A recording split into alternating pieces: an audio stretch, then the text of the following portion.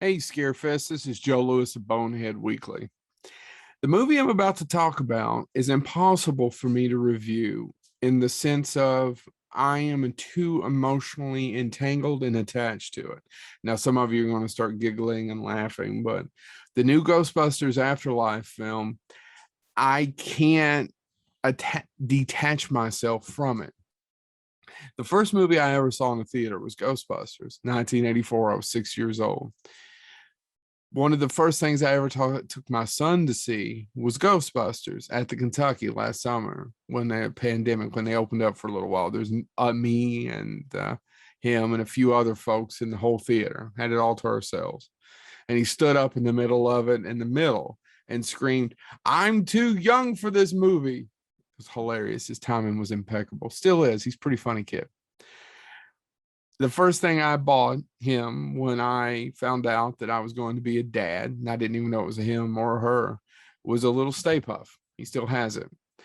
He doesn't quite, he gets Star Wars, but he's not attached to it. He's not attached to several other things that I love, but he is attached to Ghostbusters.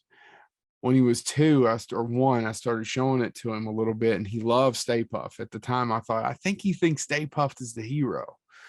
And he's just grown more and more and more attached to it. And something that I thought as I got to be middle-aged, I'd let go of and wasn't quite as crazy about was renewed in me. When I get asked what's my favorite movie, I always say I don't really have one, but Ghostbusters would have to be in the top 3 or 4. I love Ghostbusters too, even though it's flawed. If you know the history of Ghostbusters, you know it's a little kind of a lightning in a bottle. And Bonehead's going to be doing a 2-parter about all the movies and cartoon series, and that'll be coming up. And that's a plug, shameless plug. So it's impossible for me to review Ghostbusters Afterlife because I'm emotionally attached to it. That movie was made for me, not me specifically, but people like me, people who grew up loving Ghostbusters, thinking Ghostbusters is the coolest thing on earth. When everyone else loved Batman in 89, I was excited about Ghostbusters too. I like Batman. Nothing ever comes close to Ghostbusters to me. It's the thing when the other two boneheads and I have the most in common. We argue about a lot, but the three of us are emotionally attached to Ghostbusters. And when I first saw the sneak peek trailer, I didn't know anything about it. It gave me chills. When I saw the other trailers, it gave me chills because it looked like a proper Ghostbusters movie. And then I saw it, and then I immediately went and picked up my son from daycare and took him to see it. In the same day, I just took a half day, and we both loved it.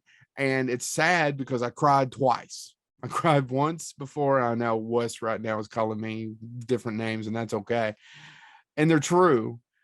It's a flawed movie. There's a couple of scenes in it that are awful. They're just groaners.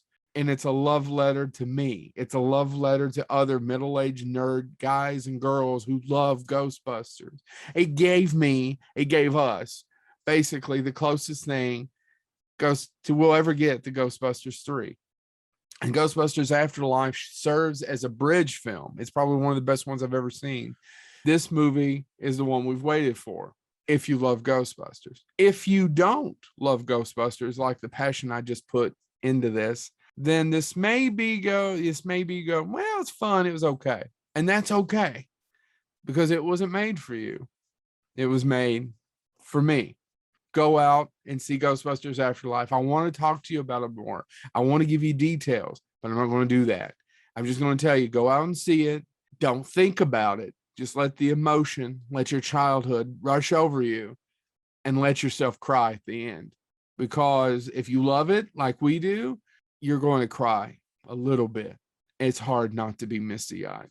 Ghostbusters Afterlife, go see it. I can't recommend it more. This has been Joe Lewis of Bonehead Weekly. Happy Thanksgiving.